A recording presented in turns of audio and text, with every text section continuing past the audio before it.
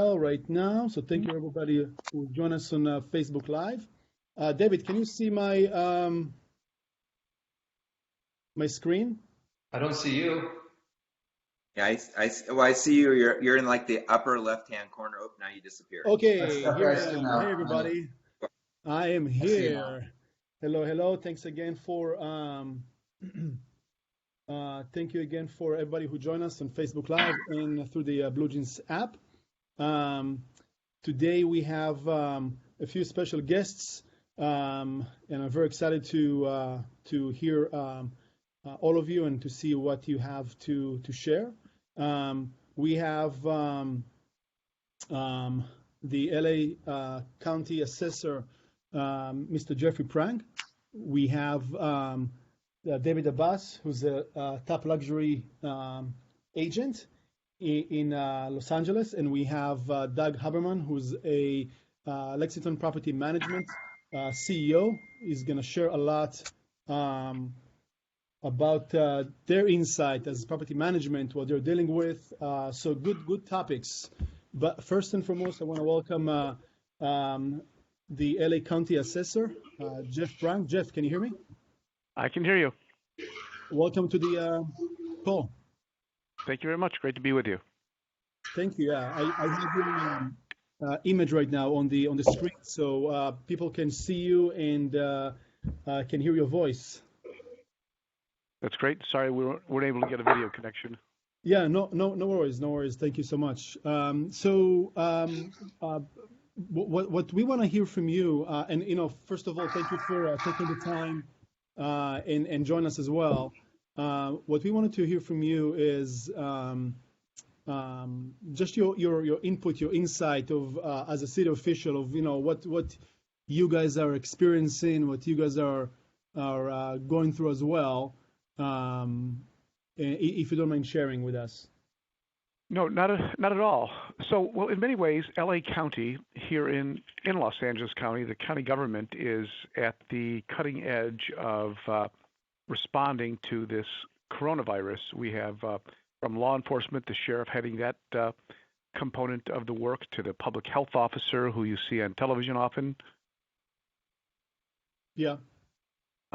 Is helping provide public health information, doing the best we can do to keep people safe.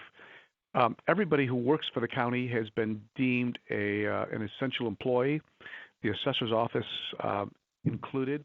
We are the first step in a 5-department chain of agencies that deal with the property tax administration and paying for public employees such as doctors and nurses, the equipment they need, including masks and ventilators, all really begins with the work of the folks involved with property taxes. So we're doing the best we can do to keep our production moving along, because it's going to be critical to ensure that public services are provided during and after this crisis.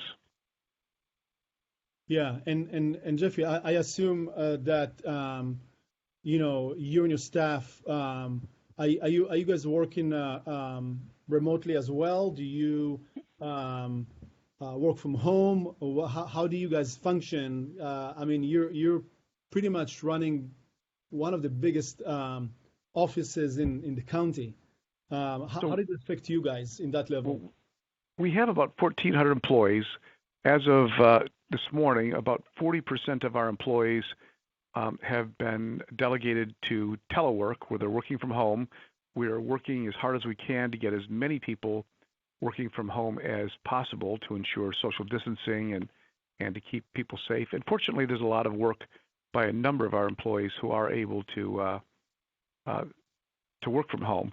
And we're going to continue to, we anticipate maybe another 20 or 30% will be at home in the next few days.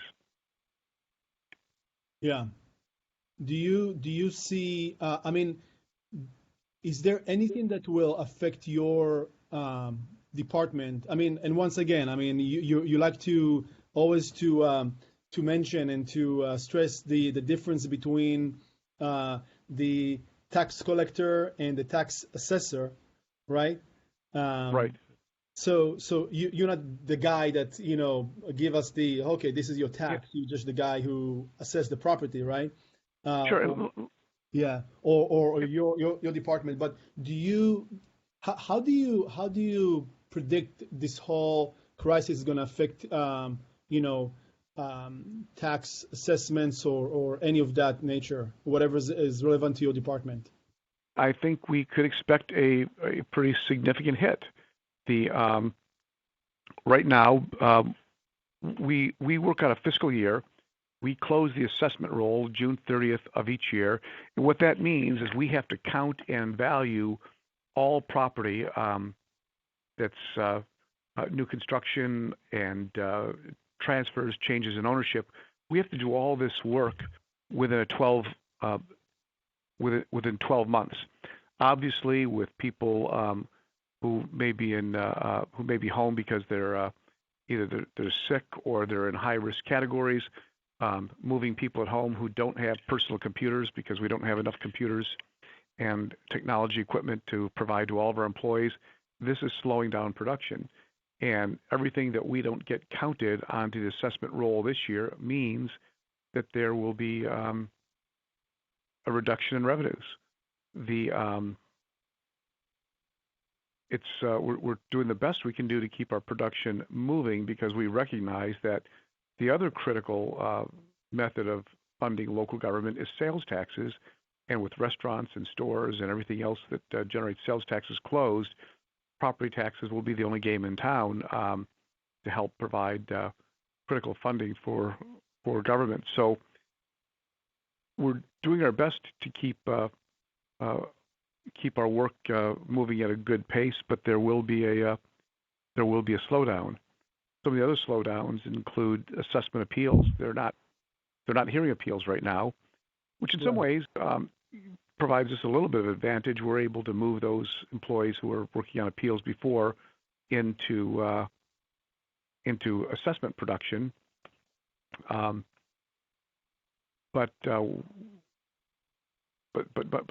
no doubt that there is going to be an impact on the assessment roll this year and the property taxes that accompany them. Right. So basically the message is, and not just from your point of view and from your side, of course, in the department, is for us to be patient with what's gonna happen next as well. We simply don't know everything. This crisis is active right now, so it's changing in some cases on an hour-by-hour basis. Every government agency is working as hard as it can to keep functioning.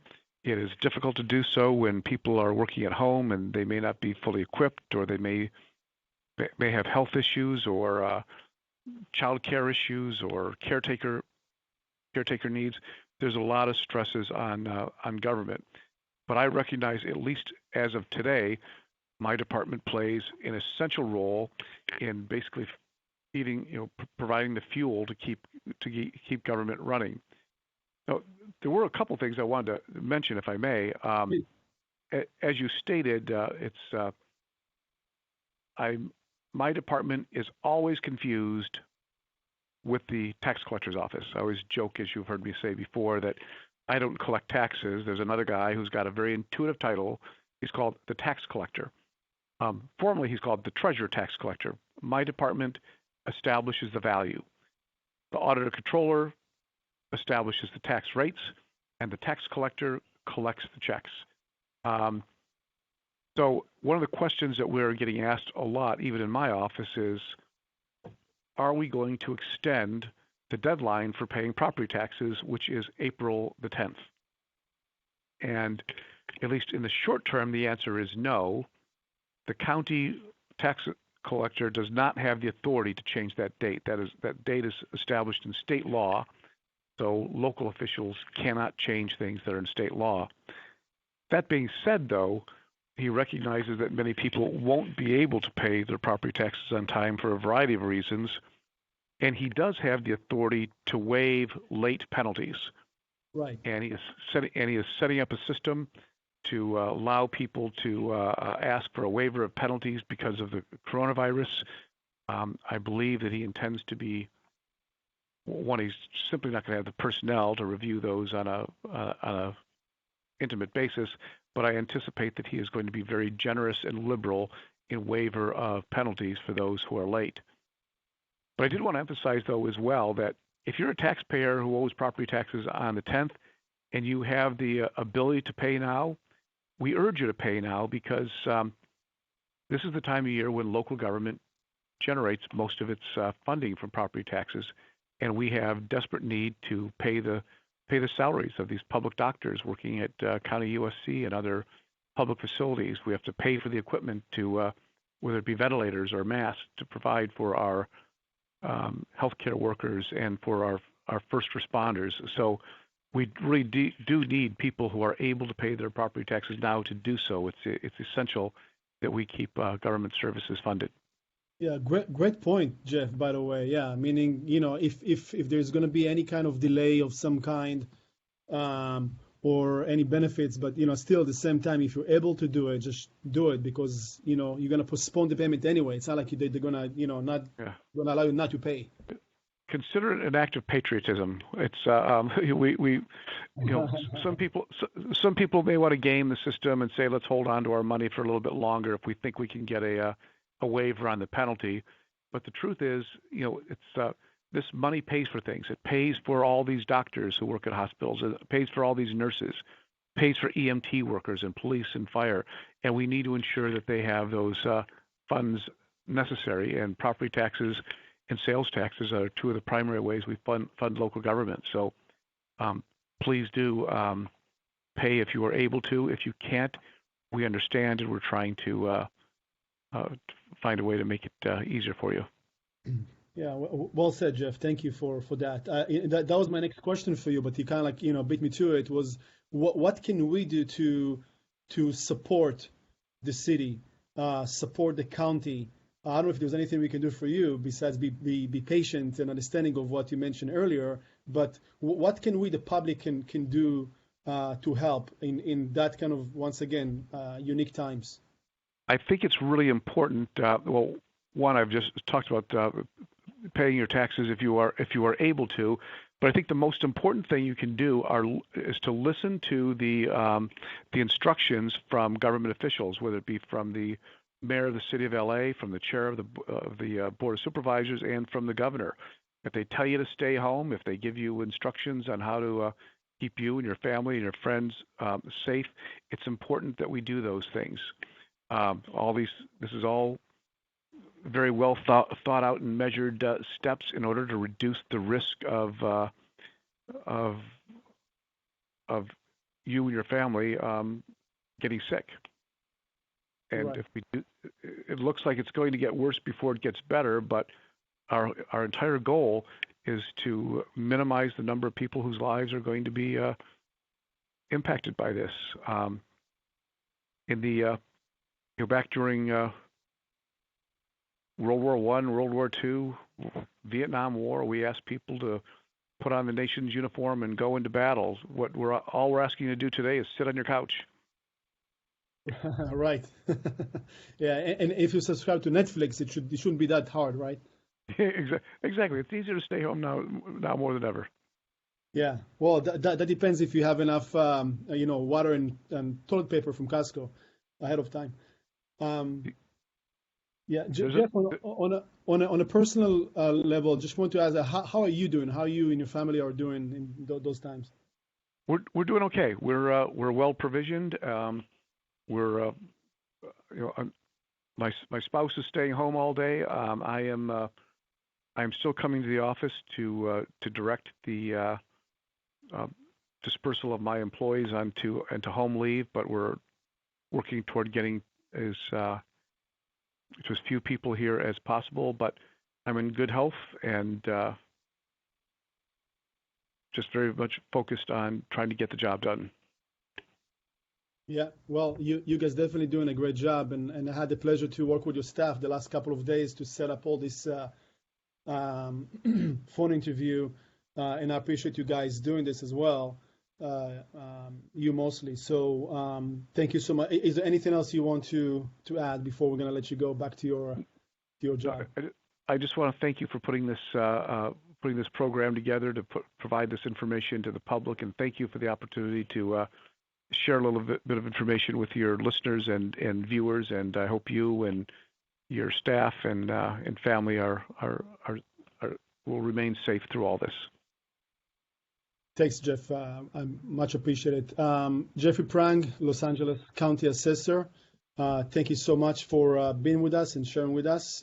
Great information. Much appreciated. Stay healthy, stay focused, and we appreciate your commitment as well. Thank you so much, Meny. Take care. Thank you. Good stuff. Thank you, Jeff. That was great. So I want to jump into two great guys on the call over here. Let me just make sure that you're not muted on my end. David Abbas, can you hear me? I hear you.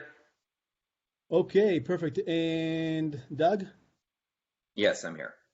Perfect. Okay. So Doug, I want to start with you, and David, feel free to jump in before we're going to jump, to your section about luxury agent and production, because you also have, a lot to do with what Doug is going to talk about when it comes to property management, all kind of creative ways to how to do things.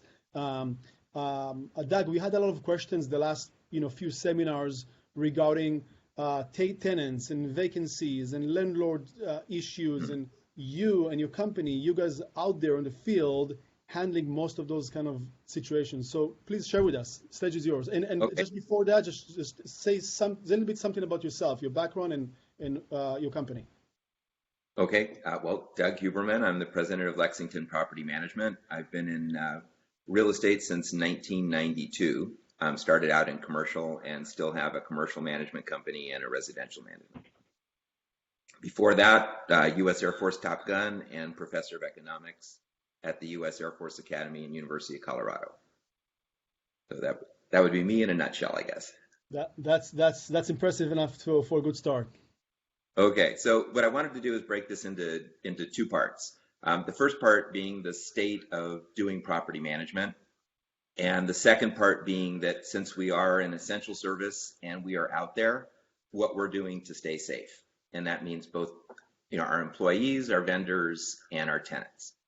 So starting off with just what the state of the industry is, it's broken down into different parts. The first part being physical maintenance. All of the outside functions are going exactly per normal. Gardeners, pool services, any exterior issues. Where we start running into problems at times has to do with things that are inside. We have definite occurrences where tenants will call, report that there's a problem. The technician shows up and they've had a change of heart and they've decided they don't want it repaired. Or we're getting outside of just the business, getting calls from friends and family saying, so-and-so's gardener no longer is working, or we can't find a plumber. And this is an area where, because we are 5 to 10 deep in every trade, we can be of help. So we're not just sending people out to our properties, but we're helping anybody who is in distress that needs a vendor by matchmaking. So if you guys have a client who has a real problem and they need somebody and they just can't find someone, then please call us. Let us make you a hero with your client, because eventually we know that will come back to us in some way, shape, or form, if not just pure goodwill. And, my favorite electrician, he's afraid to leave the house. But luckily, I have a second favorite, third favorite, fourth favorite, fifth favorite, and sixth favorite electrician. So this is providing some issues that you normally don't have to deal with, but that is working out as well. There's still plenty of people out there that are still working. Accounting, for us, is not a problem, but we're getting calls, particularly from some old school landlords, typically in their 70s or 80s, that they're used to walking from property to property and picking up the check from the tenant, and now they can't even leave the house. What we're doing to try to help those types of people out is we're setting up what's called ePay, where they send us a copy of one of their canceled checks or avoided check. We'll set up a portal on our website for their tenant so their tenant can pay the rent electronically, and then we'll deduct a 2% fee and we'll forward the balance of the rent to the landlord's bank account. So it's a workaround for those people who physically just can't collect the rent. Landlord-tenant relations are particularly sensitive right now. For anybody who has units that are subject to either rent stabilization or rent control, you have this once a year increase, but right now it's a very politically sensitive thing to tell a tenant, oh, by the way, you're locked into your house, you're probably not getting paid, and we're exercising our right to raise your rent either 4% or 5% plus inflation, which at this juncture would be 8.3%. would be the maximum increase. So a lot of landlords are saying, what do we do? And we're contracted to do whatever they tell us to do, but what we're recommending is, hold off for a month and let's just see what happens. The problem, it's a little bit of a bitter pill because it's not just you're giving up the rent increase for 1 month, but from now on, next year, year after, your rent bump is going to be a year later. So you're really giving up 1 month's, 4 to 8% increase in perpetuity for as long as that tenant is in place. Right. We're getting calls from tenants saying we can't pay our rent. What do we do? We tell them it's still due as required, but if you really can't, you lost your job, you're not working, you're not getting paid, we require them to put it in writing, give us written notification of what's going on and that they can't pay. And then what we do is we schedule a repayment over the following up to 6 months. We try to negotiate as short a term as possible, but they have up to 6 months to pay it back. Landlords, we're getting a lot of calls saying, if we don't get paid rent, we can't pay our mortgage. We can't pay our property taxes, which obviously the previous guest is very, very focused on. And again, all we can advise them is that we're doing the best we can to collect the rent, that late fees are going to be waived if we can document that indeed the reason for non-payment was lack of collection of rent, which is very easy because it's all through our accounting system. But it's still really stressful because not only is the landlord got to pay property taxes, they have to pay insurance, they have to pay, if there's a common area, some of the utilities. And if there's not money coming in, then it's not just that they're not making money, they're actually losing money and subsidizing their asset. Right. Lease administration, renewals, that's pretty much per standard. We do a lot of liaison, and this would probably be more with David's type of clients, with trust attorneys, estate attorneys, where they need to revalue an asset because of tax purposes or estate planning purposes. Well, tenants are refusing access. So we're working on getting creative workarounds, and we just had to do one in Studio City, and it was a 3-unit building right by the studios there. And what we got was each of the tenants went through and shot a video of their unit so we could provide that to the appraiser. So you just have to be creative and just don't take complete no for an answer and figure out a way to make it work. We're on just a semi-related thing, since we have a bunch of agents on board. We've just added a service. It'll be live tomorrow, called leaseithere.com, where we will handle all the administrative parts of leasing. We won't have contact with the prospective tenants. We will not have contact with the owner, but we'll do everything from the marketing for it to the tenant screening to the drafting of the lease, making sure it gets executed, to the electronic collection of first, last, and security deposit. And everything that we do will be provided to the agent. The agent will then provide it to their client, so we can be your invisible back of house while you're concentrating on trying to get done what you really need to get done. Can you repeat the website? Oh, it's leaseithere.com. And it'll be live tomorrow. Got it. Right. But also, if during the shakeout of that, if anybody wants to, they can just call and we'll be able to help them.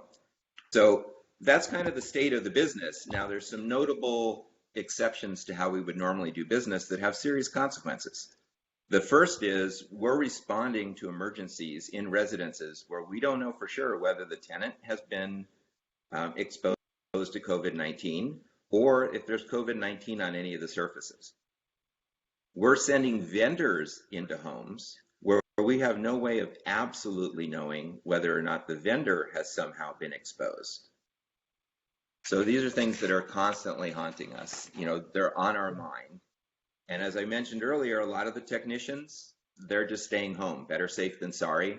So we're having to dig deep into our Rolodex, boy, and I just aged myself, into our contact list to make sure that we have coverage for every single industry. And then last but not least, we're in the same hardship position that agents are in right now because we get paid a percentage of rent collected.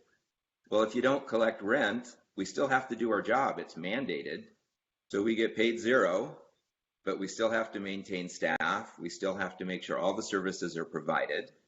And in the long run, everything will be fine. But again, for all of us that are in real estate, we just have to hunker down, help each other out, and use all the resources that we have to make sure that there's a happy ending somewhere down the road.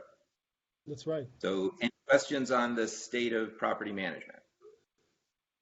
No, I think you made it pretty clear of which is very valuable of what you guys are experiencing out there in the field, and I think that a lot of people will understand because either they are tenants or they are landlords, right? Or if they're realtors, they're using such professionals. So naturally, we're running into the same challenges. So thank you. That was a great insight, Doug. I appreciate that.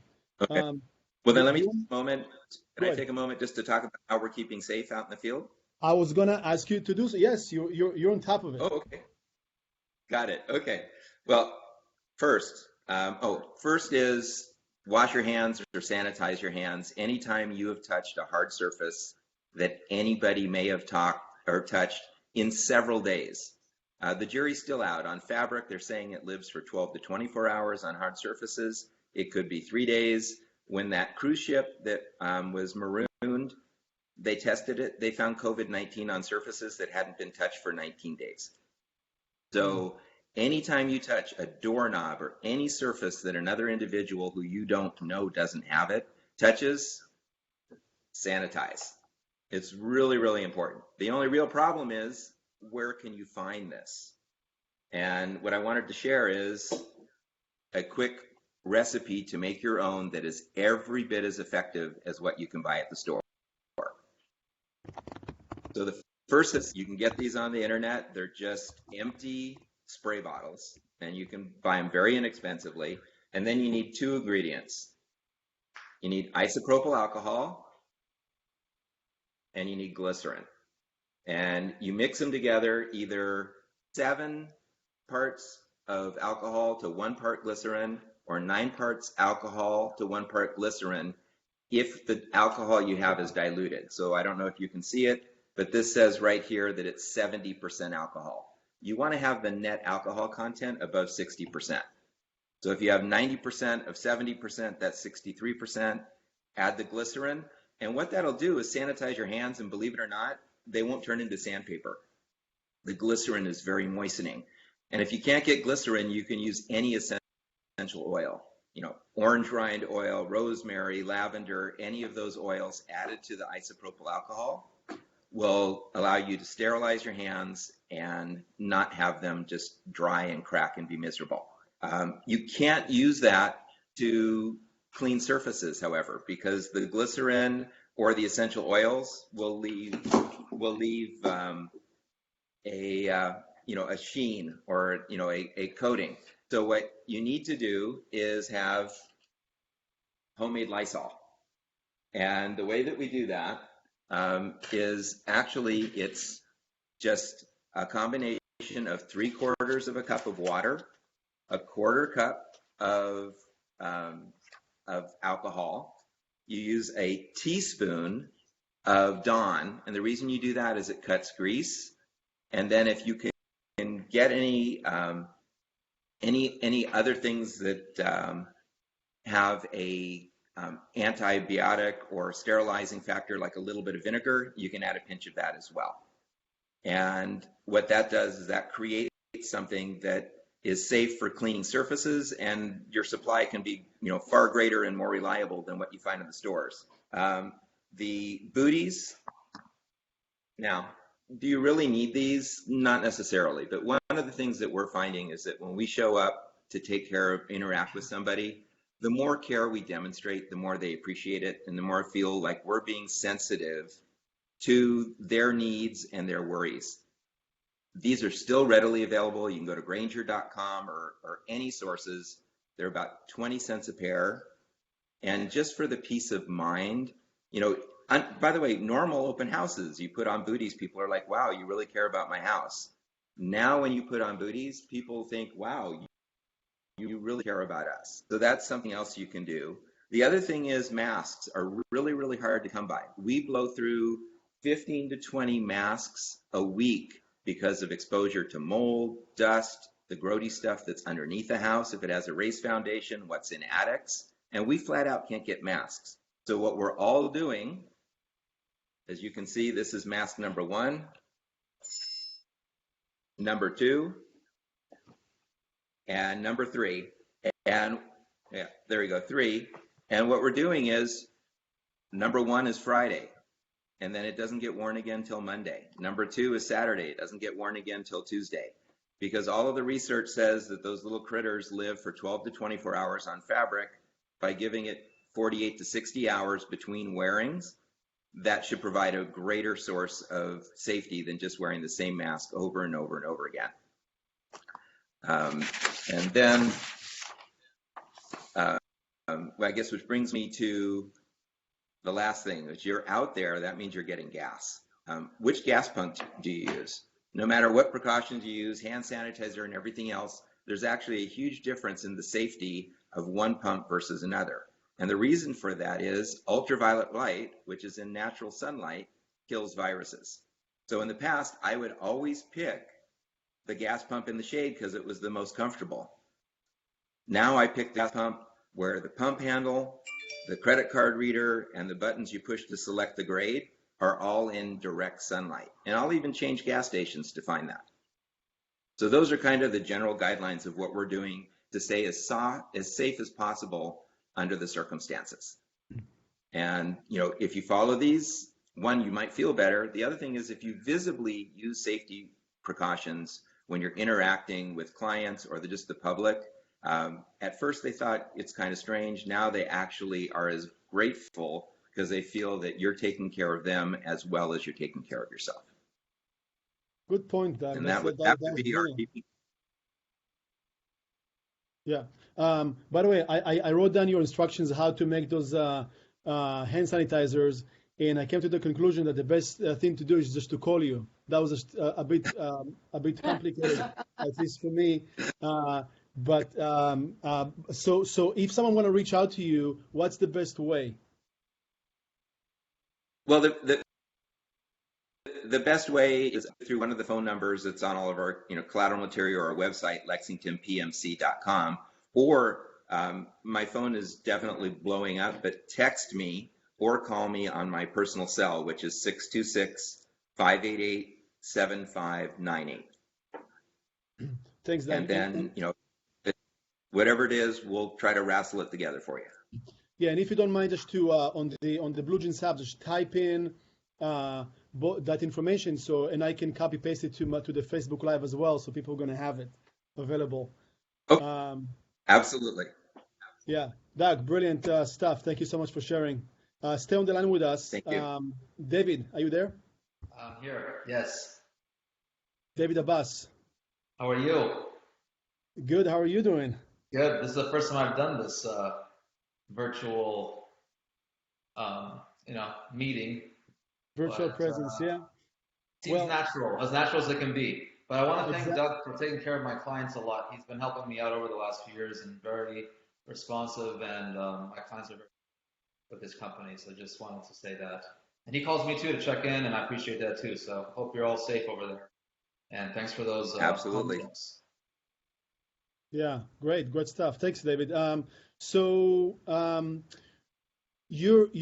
been in the business for quite some time, and you're you're a consistent producer, mix of properties, mostly high end. What do you experience as a producer? What do you see from your experience when it comes to escrows? How do you keep them together? How do you address clients, buyers, and sellers? You mostly, do listings, sellers' objections, and if you have anything else to share from the industry, because you're part of another, various groups of producers. So whatever, wisdom we can have. Well, in no particular order, I think we're all in the same boat together and just trying to find out how to get through this and be prosperous at the end. I think the whole world is going through this together, and that could be a good thing because there's no exact formula other than starting off with your mindset. You still have to be positive through this. I think we still have to find within ourselves to be positive, stay healthy, like Doug was sharing with us. And then also, this is also a time to show your true colors to your clients and being in touch with them. We're limited per Governor Newsom's rules, of open houses and taking listings and letting people in and out of homes. I think that's going to be a challenge that we should respect, and we are respecting. So it's difficult to, convince somebody to have an open house. You may not want to do that, and we really shouldn't do that kind of a thing. So I'm working with what I got right now, and what I mean by that is I'm showing my clients my true colors. I'm calling them, I'm checking in on them. I'm being more personal with them, more human with them, and maybe less transactional. You brought up a good point about escrows. Trying to keeping them together is important. I think we have to do what we can that's in our capacity. Trying to maybe get them to close sooner than later, because every few days or every week or two, the rules get tighter. I heard in Miami they're having a curfew now. I'm pretty sure we'll have something of the sort as well. Not that people are out on the streets, but it's just showing you they're tightening, the faucet, as they say, or as they should, as things develop. So with escrows, yeah, some of them are going to fall out over this. I've already had that happen, and we have to adapt. I think this is going to be. We don't know how long it's going to take, but whatever this is that we're all in right now, we should still figure out how to make the best of it. And again, I'm calling clients regularly at home. I know they're home, so for those agents out there, it's a perfect time to just check in with them. I think it goes a long, long way. Well said. I think also, yeah, we just need to stay relevant with the market, being mindful of what we're being in touch to our clients with, like the material. I think we just need to maybe put aside the sell, buy now, although there will be cases where people do have to sell and buy because of life-changing events, and we all know what those could be. So that's still going to be relevant, but it's also a time to be human again with our clients. And I think, and keeping in mind my business is strictly a sphere of influence business. So for me, I was never a cold caller, door knocker kind of guy. And they clients want to hear from you, and I get them on the phone and I can't get them off. So I'm laying down groundwork during this patch that we're all in. And we're all in it. It's just something that we can't avoid, but we have to survive. I think we need to be mindful of our expenses. That's in another group that I was talking with other agents in the community. Being mindful of our expenses is something that's very important. Right. Especially because we're 100% commission, obviously, and who knows how long this is going to take. Could be a couple of weeks, could be a few months. But we have opportunity to still revisit our pipeline, lead generate, and lay out the groundwork for this passing and being, successful once it does. But there will be an adjustment, I think, as well. It's not going to reset to where we were.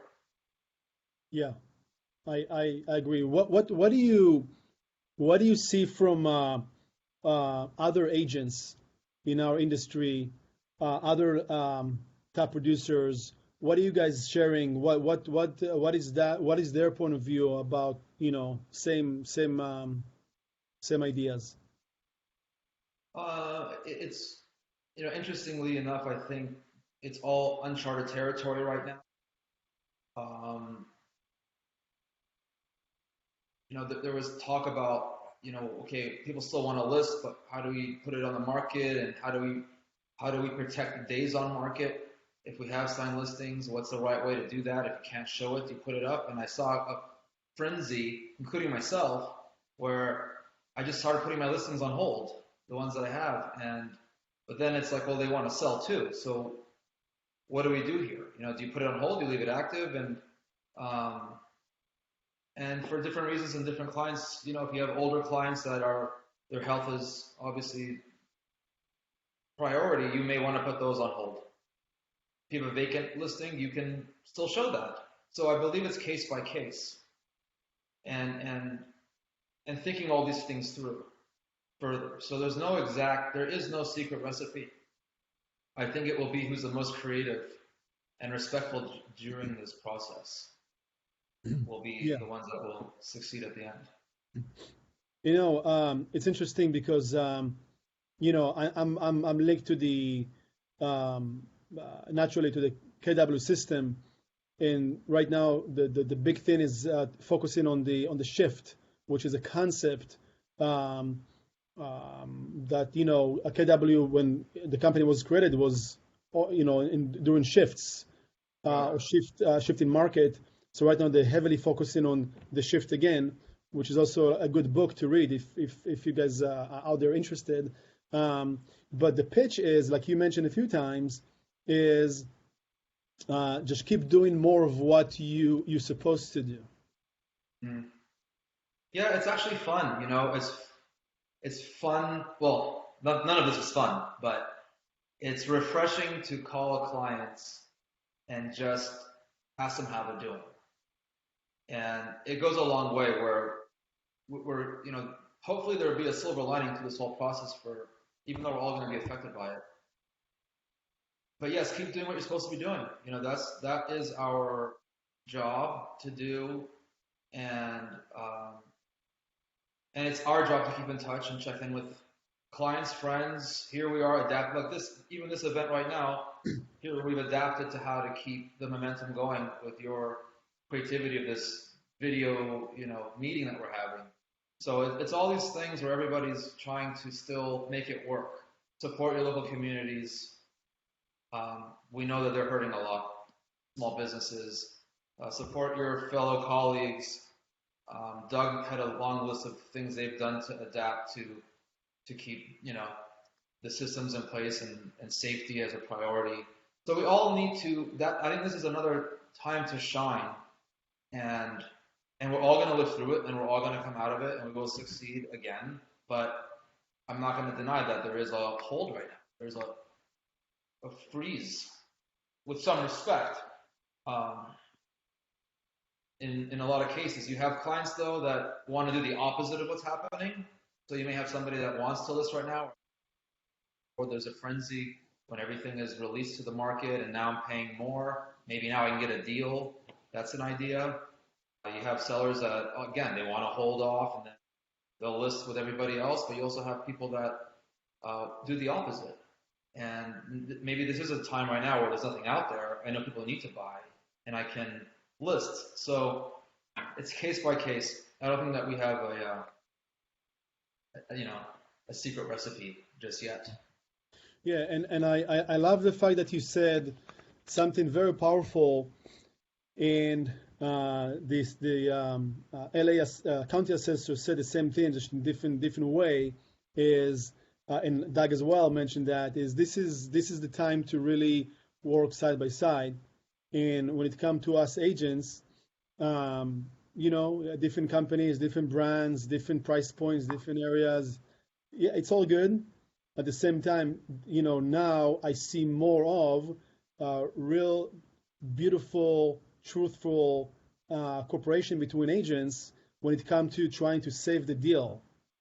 And there's more understanding of, okay, so my lender did such and such, but still it's not your escrow's fault or the title person or whatever.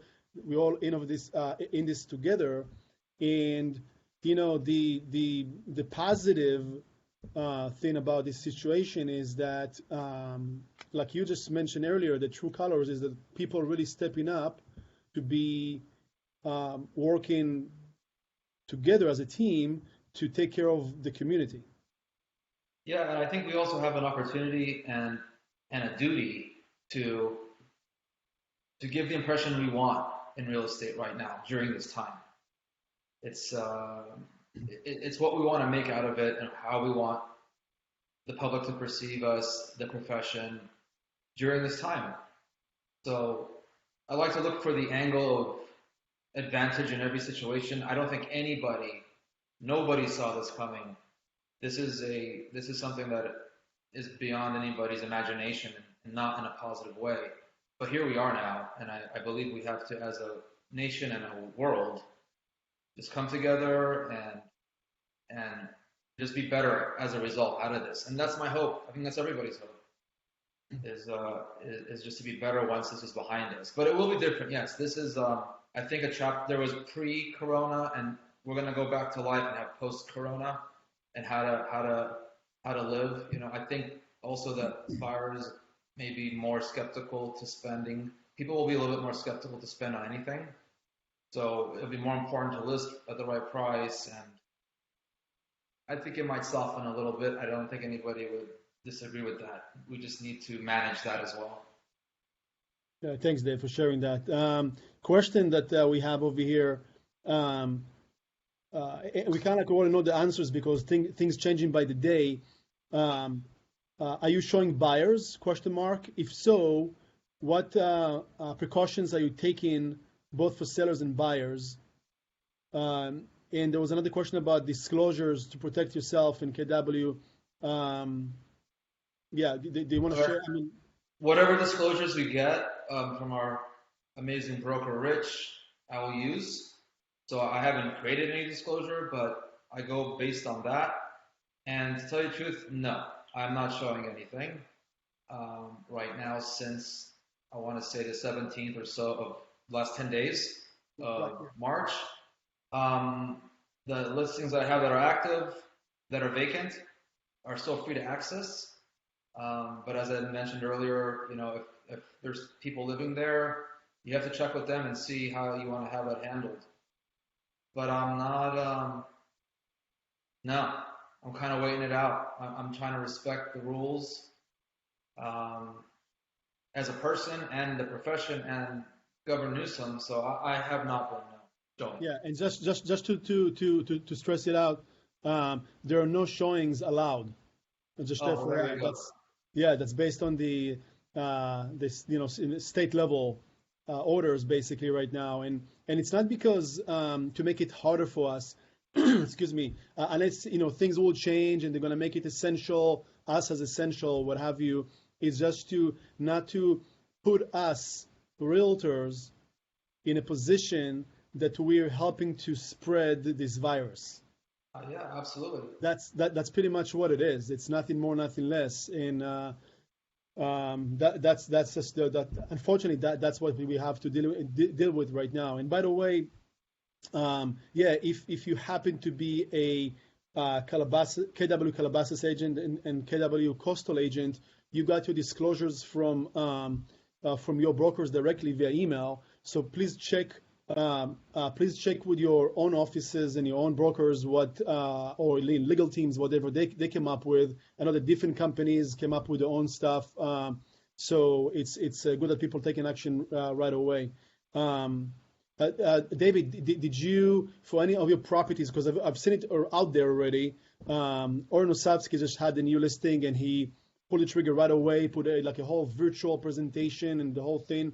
Did you make one of your properties or not yet? A virtual one, no, not yet. But I always do the videos for all of my listings. Right. But in the last 10 days, I haven't had anything new to list, to be frank with you. So I'm just, I would do it. I would do it. I would do a virtual, um, video. I would promote it as much as my clients and what the law allows for. Right. Yeah. Anything else you guys want to share, David, Doug? I would just say, um, 2019 was a great year, and the previous years. I think once this is behind us, that we will make it a great year again with the remaining duration we have of this year. I'm, we have to be optimistic and positive, and that will attract the results that we're looking for. So yes, this is a lull, but I am still very positive that we will turn it around as a city and a country and make this a great year ultimately. 100%. And I think the thing I would want to add is this is really a second chance to make a first impression. I think people are going to remember for a long, long time the care that we provide our services with and the sensitivity we display to their fears, their worries, and their genuine danger at this point in time. So there is an opportunity there to reaffirm with our clients who we are and how much we care about them.